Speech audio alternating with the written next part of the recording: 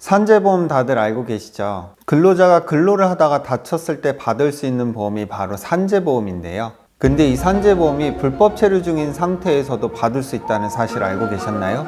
오늘은 불법 체류 중인 것은 물론 국내에 체류하고 있는 외국이나 재외동포가 일을 하다 다쳤을 때 어떠한 보상을 받을 수 있는지에 대해서 알아보도록 하겠고요. 영상 후반으로 갈수록 더욱 중요한 얘기가 많으니까 끝까지 함께 해주세요. 자, 그럼 오늘도 시작합니다.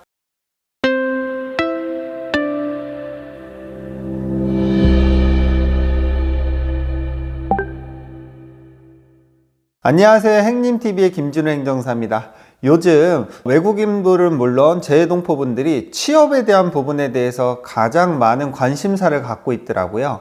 그래서 이 취업에 대한 부분에 이어서 취업 중, 근로 중에 다쳤을 때 어떠한 보상을 어떻게 받을 수 있는지에 대해서 오늘 영상으로 담아봤고요. 산재보험은 헌법상 근로평등권에 따라 내국인, 외국인은 물론 불법 취업 상태 그리고 불법 체류자다 라고 하더라도 동일한 처리를 받을 수가 있습니다. 근데 특히 불법 체류 또는 불법 취업 상태에서는 산재 처리를 꺼려하는 부분이 많은데요. 바로 강제 출국에 대한 두려움 때문인데요. 하지만 그런 걱정은 잠시 미뤄두시길 바랍니다. 이 세상에서 사람의 몸과 생명보다 중요한 것은 없습니다. 불법 체류 중 근로를 하다 다쳤다 라고 하더라도 똑같은 치료를 받을 수 있으면 물론 치료가 종결되기까지 G1이라는 기타 비자를 획득하여 국내에서 양질의 치료를 할 수 있으면 물론 나의 상태가 위중할 경우에는 국외에서 가족들을 초청을 할 수도 있습니다. 그럼 산재보험에서 외국인 및 재외동포분들은 어떠한 보상을 받을 수 있을까요?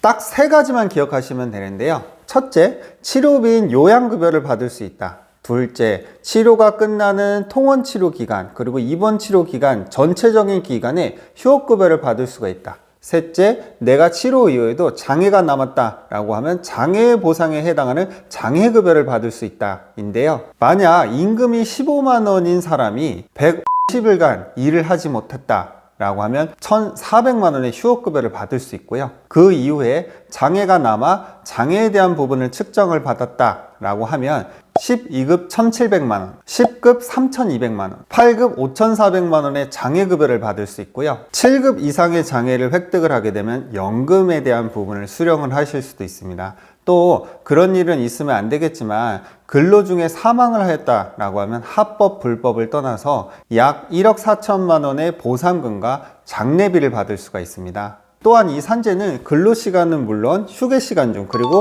출퇴근 시간 중에서도 전체적으로 산재 처리를 받을 수가 있고요.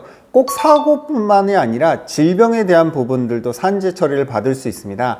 일을 장기간 해서 몸이 아프다거나 사업장 환경이 너무 좋지 않은 곳에서 장기간 일을 하여 폐에 무리가 갔다거나 장시간 근로로 인해 뇌출혈이 발생을 하거나 심장질환이 발생했을 경우에도 산재 처리를 받을 수가 있습니다. 또한 이 산재 처리에 대한 부분은 내국인은 물론 외국인까지 제가 아까 얘기했다시피 동일한 수준을 받을 수 있기 때문에 꼭 산재 처리를 진행하시길 바랍니다.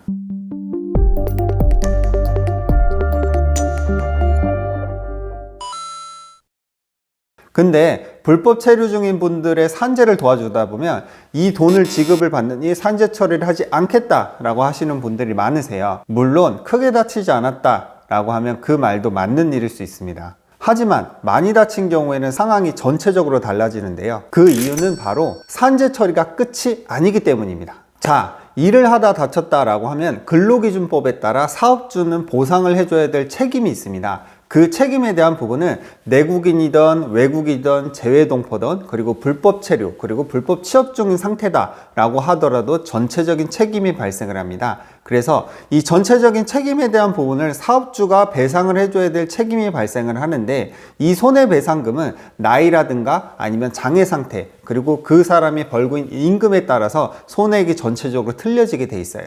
그래서 이 법률상 손해배상금이 만약 5억이 뽑혔다라고 하면 산재에서 1억을 받은 상태다라고 가정하에 나머지 4억만큼을 사업주가 물어줘야 되는 책임이 있는데요. 바로 이 사업주가 물어줘야 되는 책임에 대한 부분을 보험회사가 대신 물어주는 보험이 근로자 재해보험입니다. 이 근로자 재해보험은 소득, 나이, 과실, 그리고 장애율, 그리고 그 사람의 개호 상태에 따라서 보상금이 전체적으로 달라지지만 보통은 산재 보상금보다 더 많은 보상금을 받기도 하는데요. 또한 이 장애급여에 대한 부분은 1급부터 14급까지 존재를 하는데 14급을 받냐, 8급을 받냐, 4급을 받냐, 또 3급을 받냐에 따라서 이 장애급여에 대한 부분이 전체적으로 틀려지기 때문에 나에 대한 장애 상태를 내 스스로 높게 평가를 하고 인정을 받을 수 있는 절차를 밟아야 되는데요.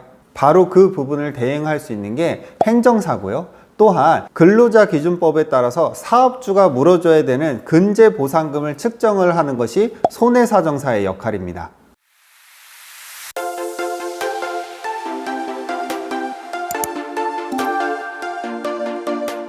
불법 체류 상태다 라고 하더라도 산재에 대한 부분을 받을 수 있기도 하지만 불법 체류 상태에 교통사고가 나더라도 보험회사에서 내국인과 동일한 보상을 받을 수 있기 때문에 이 부분도 꼭 기억해 주시길 바래요.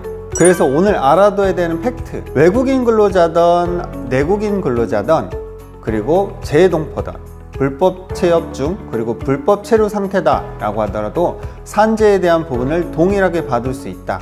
또한 산재에 대한 부분이 끝이 아니고 산재 이후에 보상을 받은 근로자 재해보험금상에 보험 금액이 더 있으니 나에 대한 손해에 대한 부분은 신중히 판단을 해보고 산재 처리를 하는 것이 가장 좋다.